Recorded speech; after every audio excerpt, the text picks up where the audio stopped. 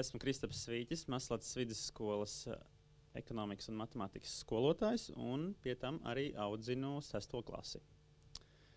Mans stāsts būs super viņus visus. Ja atceraties, pagājušo gadu es devu tādu nelielu ieskatu audzināšanas darbā. Es domāju, ka daudziem palika vēl tāda apetīte un tāda nepabeigtības sajūta, tādēļ domāju, ka es varbūt šodien varēšu tādā pašā veidā noslēgt. Jā. Maslac ir tā vieta, kur es pats esmu gājis vidusskolā, kur pats esmu absolvējis, un sirdī ļoti mīļa skola. Un tanī brīdī, kad man vaicāja, kur es vēlētos iestāties, es par 95% teicu, es tiešām vēlos doties uz Maslacas vidusskolu. Un, lai cik tas paradoksāli neizklausītos, arī maniem draugiem, paziņām, es šobrīd nevienu mirkli nenožēloju, kad es devos tur. Maslacas savā ziņā ir ļoti zaļa vieta, viena no zaļākajām, domāju, vispār uz kartes, ko jūs atradīsiet, kur strādā misijas skolotāji.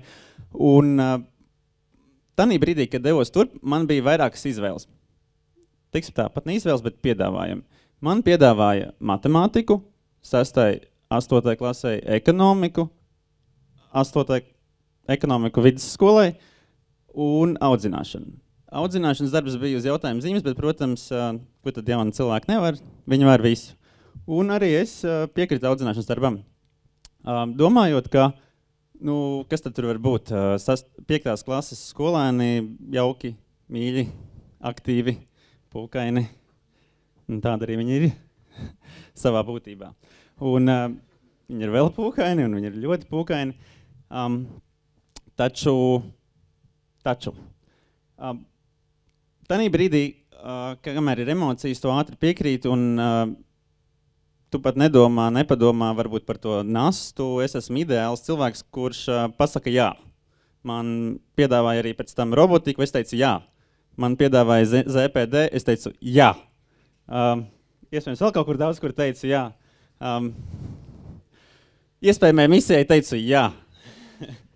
Un nepadomāju iespējams par to, ka pirmajā gadā kaut kas varētu būt par daudz, vai varbūt iespējams arī 2. gadā varētu būt par daudz. Nepadomāju varbūt par to, ka varbūt vispirms vajag parunāties ar cilvēkiem savā skolā, savā novadā par to, kas ir ar šo klasi. Un dzirdēju atsauksmes ir dažādas. Stāsti jūs apmēram zinat, grūti, kalns augšā, kalns lejā, palika tā, ka beigās pagājušo gadu mēs rāpamies no bedres ārā. Un, lai vai kāda aizvainojuma nebūtu, lai vai kādas tur baumas nebūtu, man bija liels pārsteigums, kad nākot uz skolu, atkal viss ir čikipīgi, viss ir kārtībā. Nākot uz skolu, protams, tanī brīdī, kad viņi man tiek piespēlēti,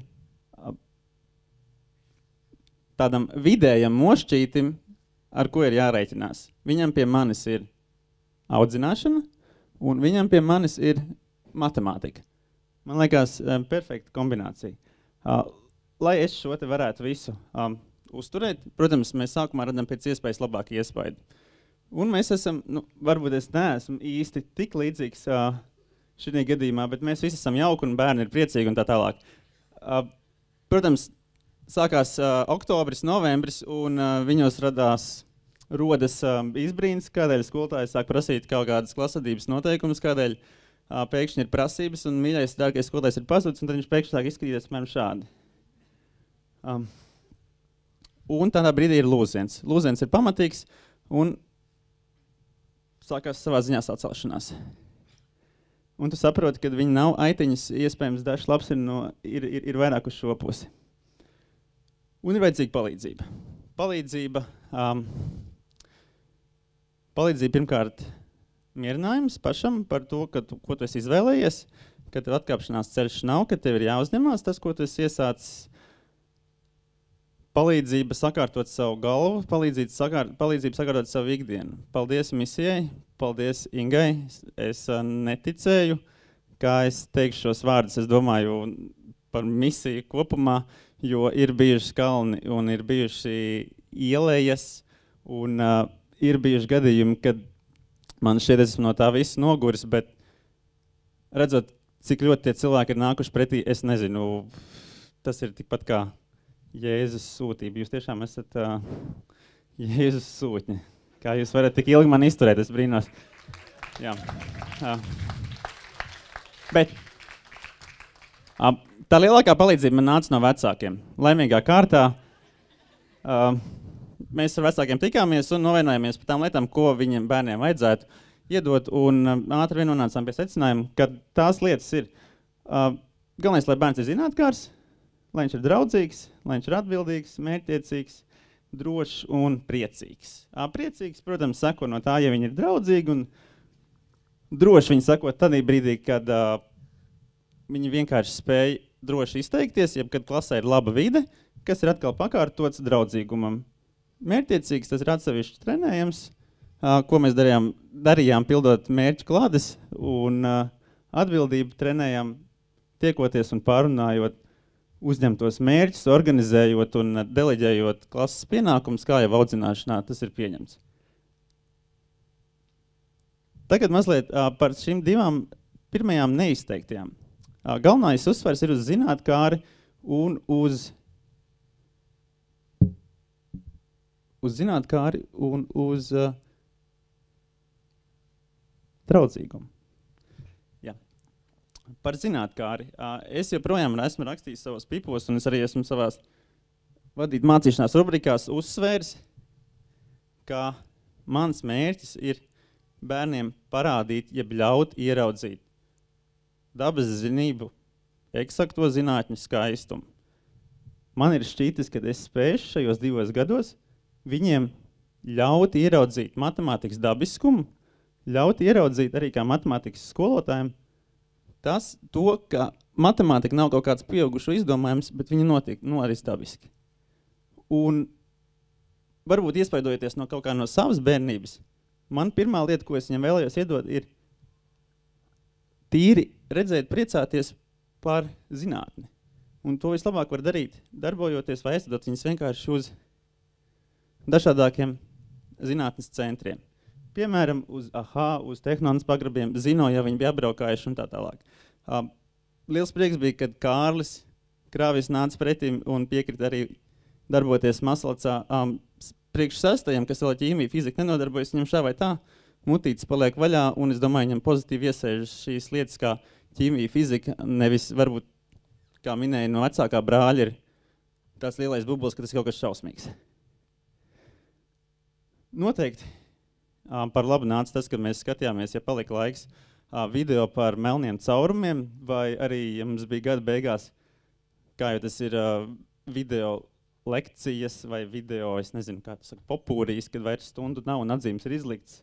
Skatījāmies par astronomiju, un es domāju, šī gadījumā arī viņam tas zināt, kā arī veicināja šā vai tā.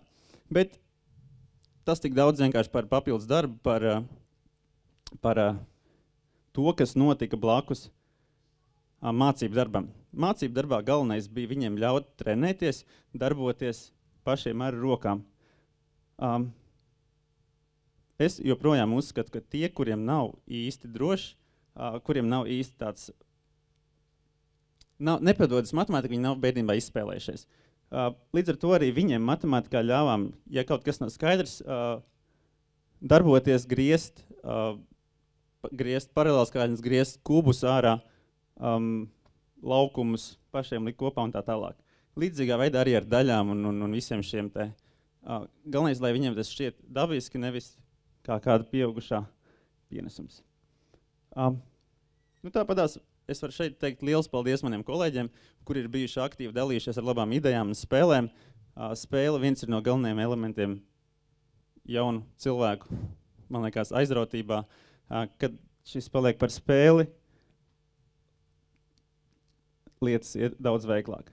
Draudzīgums. Lai cik cilvēki nebūtu, draudzīgums brīdī, kad ir klases vakars, ir pavisam savādāks, kā tas ir vakarā WhatsApp grupā. Un to lielā mērā varam izskaidrot ar šo. Ir vienojošs faktors, un tas ir ēdiens. Un tas ir latviešiem diezgan kopīgs. Līdz ar to veiksmes atslēga ir atrast kaut ko tādu, pie kā visi vienojās.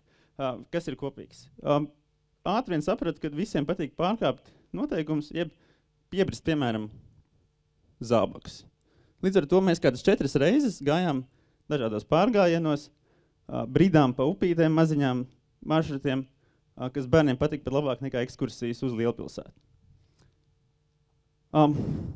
Nu tā, es teiktu, svinam uzvaras, apaļojoties, un bērns jutīsies droši, bērns jutīsies pārliecināti, un prieks radīsies pats no sevis. Nobeigumā gan es vēlētos pateikt tādu nosacīti pašu atklāsim par audzināmo klasi. Jaunam skolotājiem audzināt klasi savā pirmajā gadā ir līdzīgi kā palikt stāvoklī 16 gados. Tu vēl pats neesi īsti pieaudzis, lai audzinātu vēl kādu.